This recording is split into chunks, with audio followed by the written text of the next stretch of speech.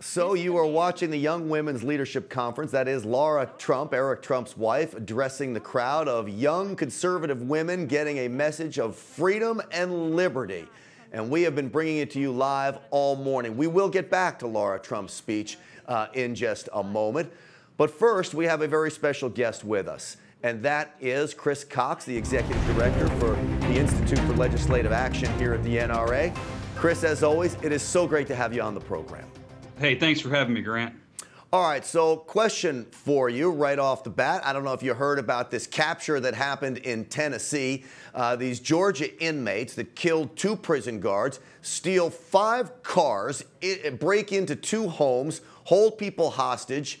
2 homeowners with guns saved the day. One of them sees these criminals breaking into their car, calls his other buddy and says, hey, you know what? Get your gun.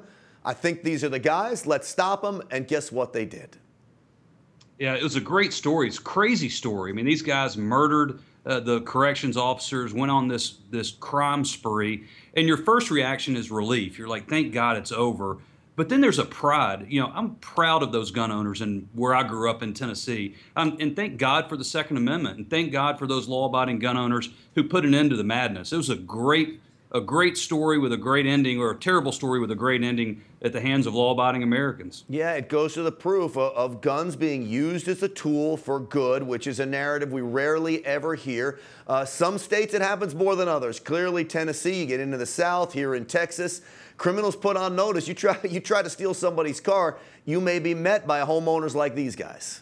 Well, Grant, you're exactly right. And we've talked about this before. It happens every day across this country where law-abiding gun owners use a firearm to defend themselves or their family members or their neighbors or their property, but it goes unreported every single day. So thank God we're out there talking about it and people can hear the truth on NRA-TV, but it's up to all of us to remind our fellow Americans that this is what the Second Amendment's all about. It's about good versus evil. We represent the good in this country. Yeah, absolutely. And those homeowners with their firearms really kept everybody else around them safe. This was a massive manhunt for these guys. And then, Chris, you know, switching gears back a little further north to the shooting that happened in Washington.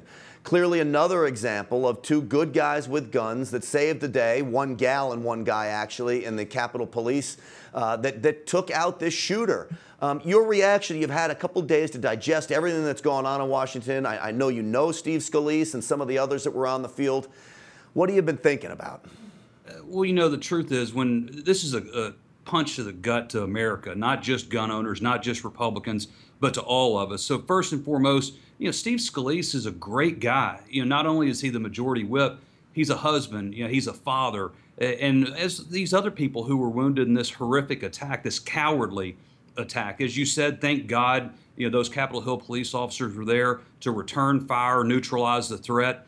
But this was at a baseball practice at 6:30, 7 o'clock in the morning. Obviously, it hit close to home, not only like literally close to home, but also because, you know, we know these people. And so it's one thing to have the violent radical left with violent speech. It's another thing to take it to the next level. It was despicable. This is an opportunity where people are starting to have an organic and a very logical and natural conversation about self-defense. What should we be able to do to arm ourselves? What if Steve Scalise wasn't there? What if that armed detail wasn't there to help put an end to it?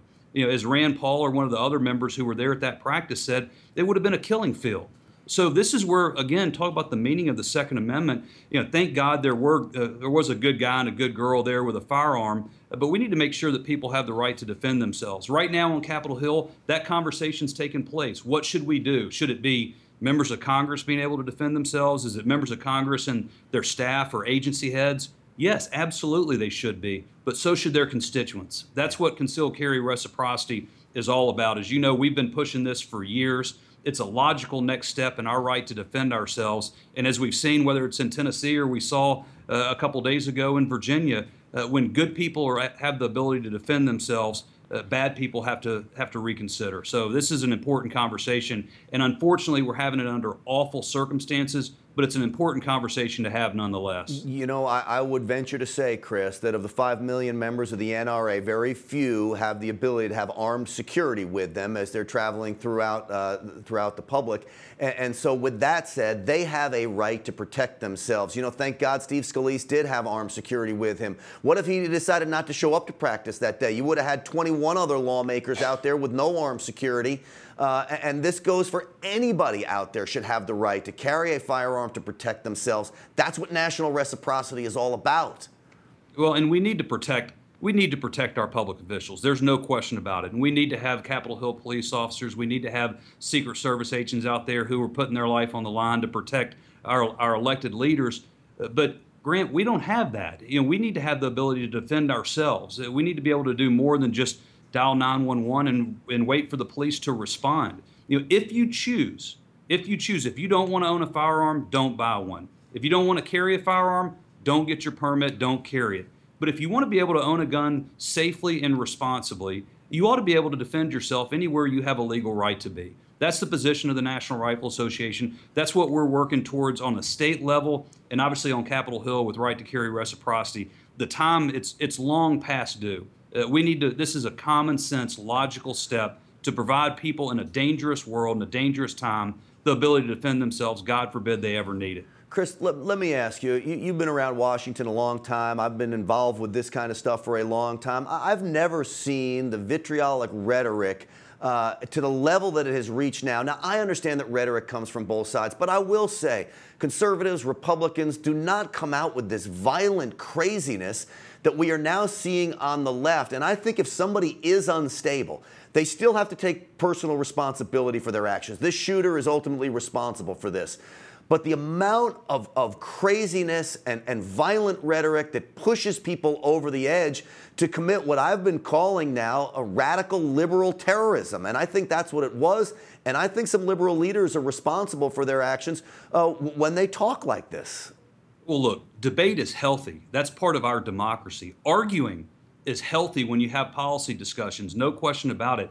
You can disagree with all of your heart and all of your mind with someone's approach to policy changes and how it might impact your life or how it might impact your fellow Americans' lives.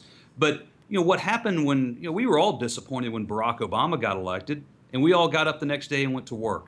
But there weren't violent protests, there weren't riots, there weren't stores destroyed. But what you've seen from the left is a refusal to participate in a democratic process that's peaceful, that can be a debate on ideas, but not a violent reaction when you don't get what you want. And that's what we've seen from the left. It's disgusting. It tears at the fabric not only of our society, but of democracy. And hopefully this is an opportunity for people to say, you know what? The president won fair and square. Let him have an opportunity to debate his ideas.